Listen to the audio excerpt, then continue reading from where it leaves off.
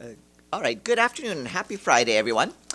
We're going to switch the order around because our guest has to be on the move in a little while. So we're going to start with our guest, Rik Peeperkorn, the World Health Organization's representative for the West Bank and Gaza. He's he will be joining us from Gaza to brief on the health situation there, and this will be his last press conference before he retires at the end of this month.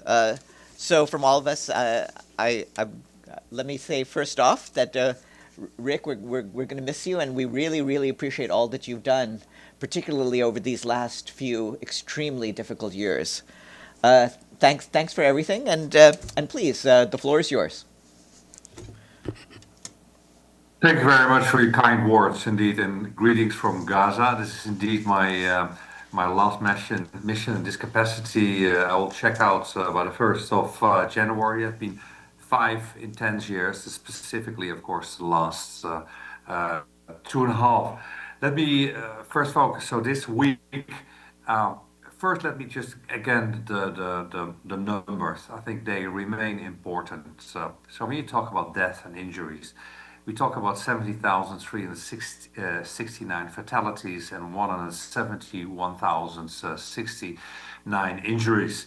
Uh, the Ministry of Health reported since the ceasefire, 379 Palestinians have been killed, 992 injured, and 672 bodies retrieved under the rubble.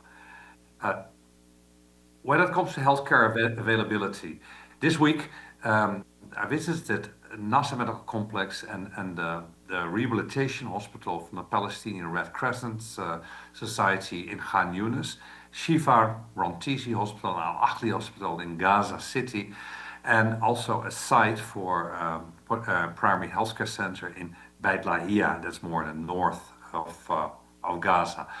So overall, little improvement on the services. 50% of the hospitals, 18 out of 36, and 43% of primary healthcare centers, 84 from the 195, are partly functional. When you look at, just want to focus straight away on North Gaza. So we went to Beit Lahia, and currently in that area, almost 40,000 people are residing there. They went back to their houses and trying to do some renovation, whatever is possible. At present, there's no functioning health services there in North Gaza today. The Indonesian and Al-Ada hospitals in Jabalia are currently beyond what we call the ceasefire line, the so-called yellow line. Kamalat 1 is supposed to be within the coordination zone, but it's a little bit almost on this yellow line.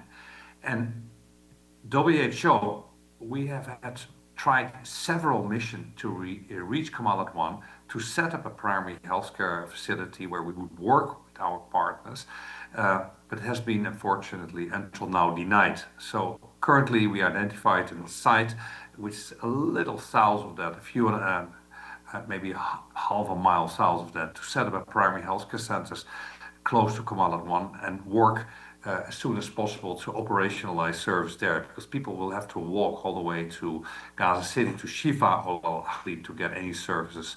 When you talk about Gaza City, and despite the immense challenges, Shifa Hospital is working again as a partially functional tertiary care hospital with many services operational. 10 operation theaters are functional. Uh, Kind of all outpatient departments are partially functional. The hospital is 300 beds. They need and want to expand to 700 beds. WHO is working to expand the bed capacity by 120 beds through an installation of a field hospital. And we also, as WHO, supported in renovating the hospital desalination plants, which have restored and that enabled that hemodialysis servers are now back to full capacity. We also um, we also continue to supply essential medicines, medical supplies, and fuel to all these hospitals, but not enough. I'll get back to that. Also in the north, we are supporting the rehabilitation of the neonatal intensive care unit and pediatric intensive care unit of the Rantisi Hospital. It's the pediatric hospital to restore services. It used to be also the only place for pediatric oncology. What is, I would say, heartening to see in all of the hospitals actually we went, a facility, that you see rehabilitation work going on. It's an immense resilience because it's all powered by this local ingenuity and actually a repurposing of materials from damaged and destroyed buildings. You see people constantly coming in and from with material from other destroyed and damaged building. It's a huge struggle for them, and by now one would expect that building materials, cement, etc., would have entered Gaza. It's very, very expensive as well to get any, or not to make use of any of the local materials available, but it's happening, and I would say that is good news. In Rafah, in the south, WHO facilitated a referral and transfer of the first patient to the Emirati Field Hospital, which until recently was inaccessible following, maybe you'll remember, the 24 Rafah incursion in June 24. The hospital is the only functioning medical facility serving the Rafah area, which most of that is, by the way, outside the ceasefire line. We will continue. It's a lot of negotiations with COGAT and CLA, but we continue when it's needed to support referral of additional patients to this Emirati Field Hospital, and where they can access specialized care, including orthopedic and plastic surgery. Southern Gaza, and Khan Younis, majority of hospitals overwhelmed, now less with trauma, more with non-communicable diseases, over 100% bed capacity, a lack of supplies. I want to get back on that a little bit. That's my third topic, supplies and equipment.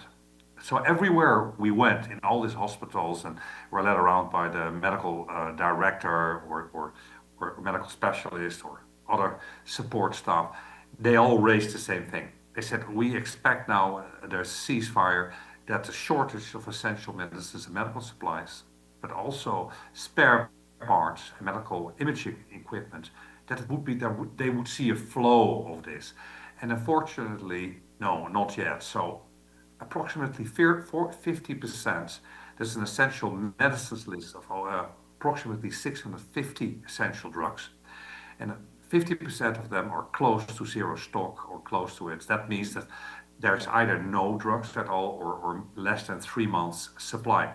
Medical equipment, if you talk about Al-Shifa, tertiary hospital, Nasser Medical Complex, etc., they operate without a CT scan, without MRIs, without proper X-ray services, ultrasound equipment, and a lack of mobile X-rays, but also the lab equipment and reagents. We cannot get it in. We obstructed to get it in, and these are not special supplies. These are all kind of medical imaging equipment, and which you will find in all general referral hospitals all over the world. Spare parts, not just for the worn out X-rays and ultrasounds, which are still there, but also for generators, etc., generator oil, etc. It's almost impossible to get them in. So this is a real plea.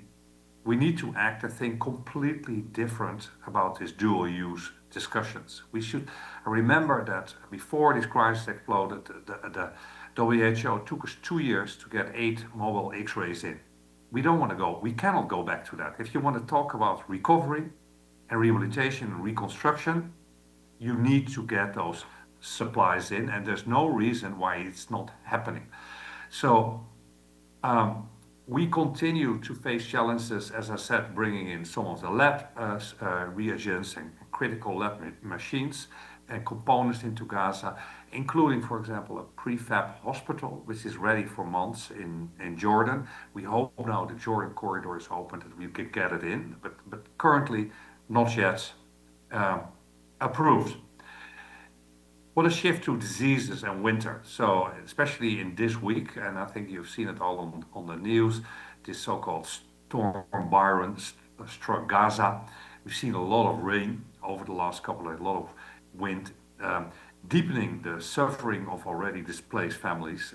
This cold, rainy winter clearly set in, leaving people even more vulnerable. You see this erased, the thousands and thousands of makeshift tents, etc., amid this rain and wind. So the shelter conditions are still deplorable. way more shelter material, tents need to get in. And that's also the water and sanitation systems, although our colleagues of UNICEF are doing everything they can to improve that. Water and sanitation systems need to be focused and need to be improved. So there is debris and garbage filled almost all over. I mean, you see that almost all over the streets in Gaza City and along the coastal areas. No drainage, etc. So what we of course see is an huge increase in acute respiratory infections, specifically among children, high levels of diarrheal diseases, hepatitis A, etc. Over the last night, it was reported that 9 to 10 people actually reportedly died in the past 24 hours. Heavy rains, the cold, etc., underscoring the life-threatening conditions. I discussed already the poor water and sanitary discussions, and which combined with these winter conditions, we will probably see more of a surge in acute respiratory infections, especially affecting the under 5s and the elderly, including influenza, hepatitis, diarrheal diseases, etc. According to our established early warning and alert response system by WHO, which is currently reporting on 16 reportable diseases and conditions, and it is now run across 276 health facilities or medical points across 39 health partners. Since 2023, we have seen over 1.47 million cases of acute respiratory infections and over 670,000 cases of acute diarrheal diseases have been reported. Diagnostic and testing remains severely limited due to the lack of lab reagents. All hospitals are complaining and raising this with this. So, as WHO and other partners, we also will try to help to keep the newborns and children and mothers warm in hospitals, and blankets, thousands of blankets, newborn hats, etc., prepared for distribution. And of course, breastfeeding support and materials for skin-to-skin care. My last topic is medical evacuation. So this week, WHO medevacs 25 patients and 92 companions. This was a medevac to Europe, Italy, Norway, Belgium, and Romania. The total patients evacuated since October 23 are now 10,645, of which 5,632 children. That's over 53%.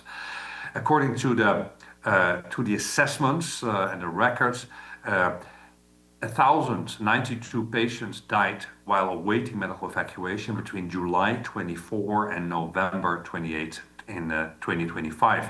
However, this figure is likely underreported and not fully representative. It's based solely on reported death. More than 18,500 patients, including 4,096 children in Gaza, are still in need of medical evacuation. We hope, of course, that health service in Gaza will further improve, that figure might shrink a little bit, but still thousands of patients, including children, need to be medevaced. And we, as WHO, as we do all the time, we call on more countries to open their arms and to welcome patients from Gaza. And specifically, to have the medical evacuation to West Bank, including the East Jerusalem hospitals, to be restored. This is, we're becoming desperate about repeating this again and again. It's a ceasefire. The traditional referral pathway for Gazans to the East Jerusalem hospitals and to the West Bank hospitals should be restored. Before this crisis exploded, between 50 to 100 patients per day were treated in East Jerusalem hospitals and the West Bank. It's the most efficient way, it's the most effective way, and it really would be a little game changer when we talk about medical evacuation. Thank you very much. Over to you. Thank you. Thanks again, and I'll now turn the floor over for questions. First question goes to Ibtisam.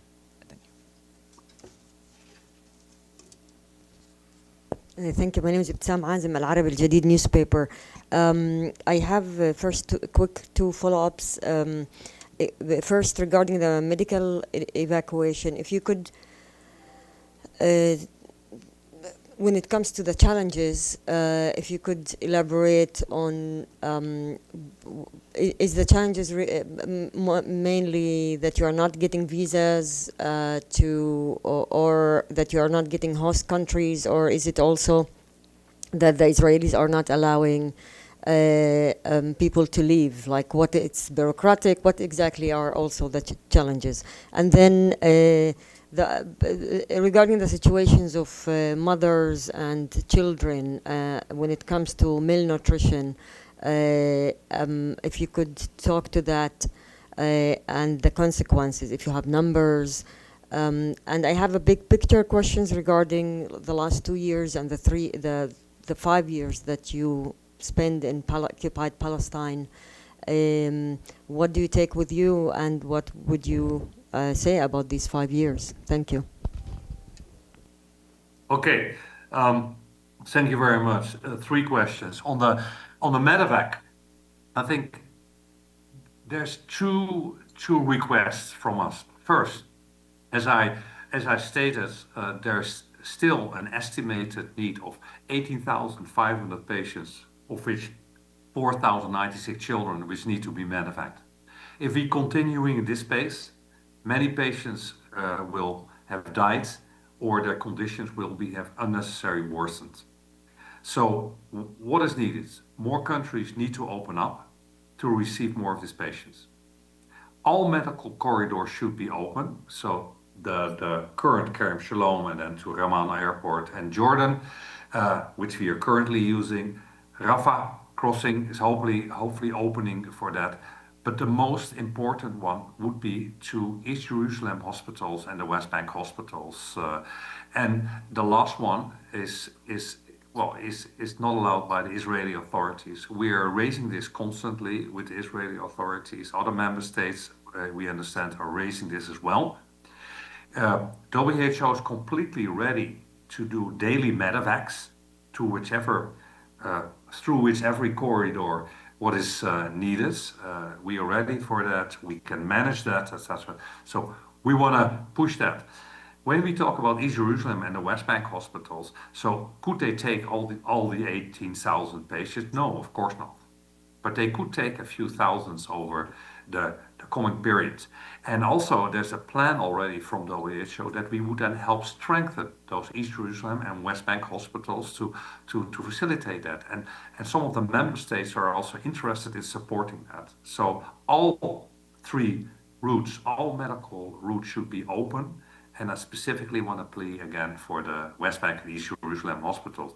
Your second question was on malnutrition. I don't have actually specific figures on that currently. What we observed that definitely the food situation, food security situation has improved or is improving. We see more food everywhere. We see it also, fortunately, more diverse food. Although there's still many children who are malnourished. And we should not forget that when we saw a lot of even adult patients and etc., and specifically when we looked at the trauma patients over the last year, many of these trauma patients, even when they were operated on, they recovered much slower because of their nutritional status. And when children are malnourished, it takes time. It will take time to recover, and sometimes the damage is permanent.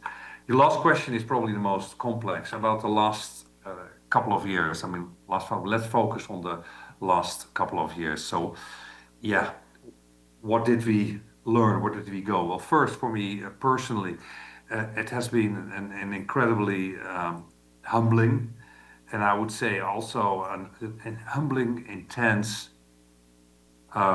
extremely sad, inspirational in some ways, and also even a rewarding and personally rewarding experience. I think the biggest achievement has been that I've been so many times I've been asked over the last, coming to Gaza every other month, oh, health services have collapsed, health system have collapsed. But no, it has not collapsed. The health services and the systems, they all through this horror crisis, they still have been partially to minimum functional. And that is against all odds. And I first of all, I want to really credit the Gaza health workers for that. Incredible what I've seen over those years in all those missions we did.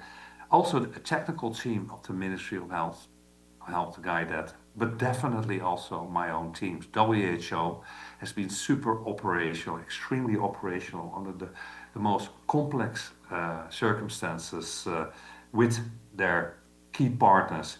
And together we massively saved life and reduced more morbidity. And I think that's probably the biggest achievement. It is against high cost. I want to say that, and even for WHO personally, we lost staff member. We had staff members detained. All staff members, like everyone, many of them lost family members, friends, their houses, their part of their history. I would say, we lost six warehouses. We lost two of our guest houses were destroyed. We went through operations, etc., and took enormous risk, etc. So yeah, it has been. I think it's probably affecting all. And for you guys, also for the press, what I really want to stress that you keep focusing. You keep the focus. It's really unfortunate that the international press has not yet been present, and I hope that this will change so that we can also show you around, take you around. But I think I really want to thank you as well that keep on being as factual. We want, as WHO, we've been as factual as possible, and do the same and keep doing the same, being as factual and as analytical as possible, and keep the focus. I know there's many other crises, but I think we are now in a different phase. There will be a lot of surprises, and we need more than ever a strong press. Over to you. Okay, thanks. Nizar? Thank you for doing this. Nizar Aboud, Al-Mayadeen Television. My question is, when you approach the Israelis to bring in staff, medicine and other things, or to have access to a place or to evacuate those who are wounded, how do they react? Do they consider the urgency? And also, if this peace council is established and starts to work, what do you expect them to do? How can the United Nations improve your work? And what do you believe the Security Council should do to alleviate all this suffering?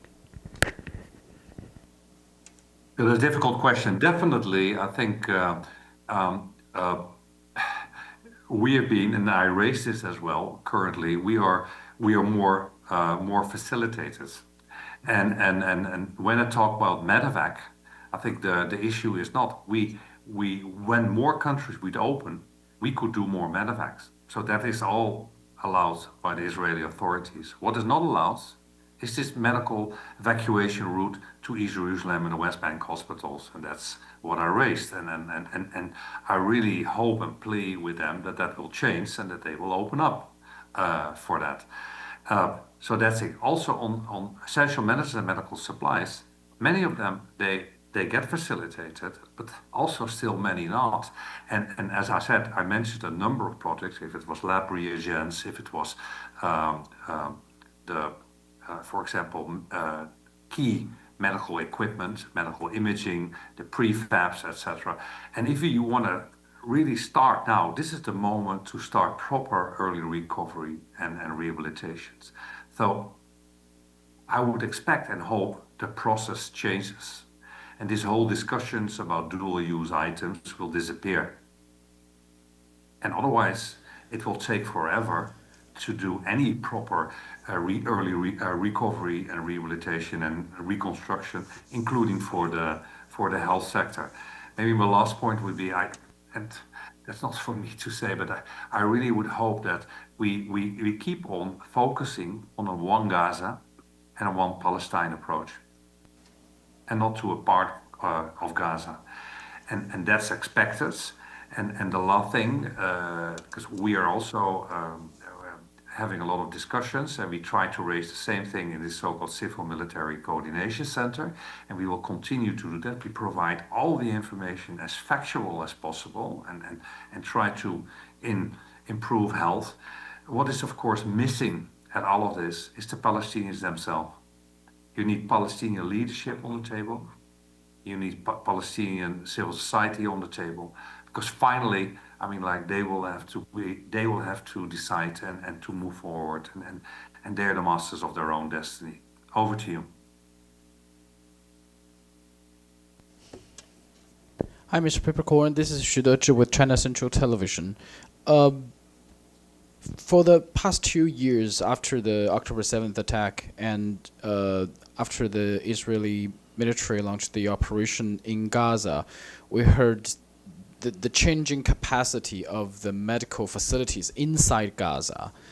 How do you assess the current trajectory of those capacity inside Gaza to receive injuries or patients?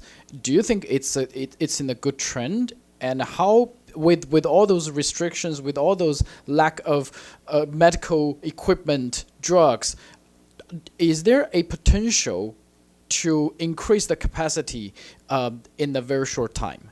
Thank you. Well, first and foremost, yes, I want to be positive here. Gaza, but also West Bank, I mean, and that's maybe different. People do not realize. I got these questions also on the CMCC that people were surprised when I informed them that so there's still tertiary facilities and primary healthcare facilities, as I said, which are currently what we call partly functional, minimum functional. But the level of and the capacity of health workers in Gaza and West Bank, I would say is similar what you find in a lot of high income or middle income, high income countries. So the capacity always has been, the technical capacity has been very high. And although a lot of the health workers, and this is when I left yesterday from Al-Ahli Hospital and a discussion with an orthopedic surgeon, which always has done wonders, and he demonstrated a little bit of his disappointment. He said, I can do now already so much more. And I still, for example, have 1 or 2 drains, and every time I have to do an operations, you know, we have to go through the whole sterilization process, etc. So he was disappointed that he still didn't have some of these very simple key supplies and equipment. And he also admitted that he said during the war there was of course a lot of adrenaline, and we were just going on. A lot of health workers are also mentally, I think, very much affected. And they're exhausted, they're tired. That is definitely something to be addressed. The good news is the technical capacity of health staff in Gaza is actually rather high at all levels. And if they get supported by the right supplies and equipment, if we can get going on proper early recovery and rehabilitation, and then the larger reconstruction, and for example, the early recovery you can do with prefabs and a lot of that kind of stuff, and focus our resources on a primary healthcare network, strong primary healthcare network, with a group of general hospitals and maybe with 3 level 3 hospitals in the north, center, and south. I think changes can come very rapidly, and that's supported by what's already now in place.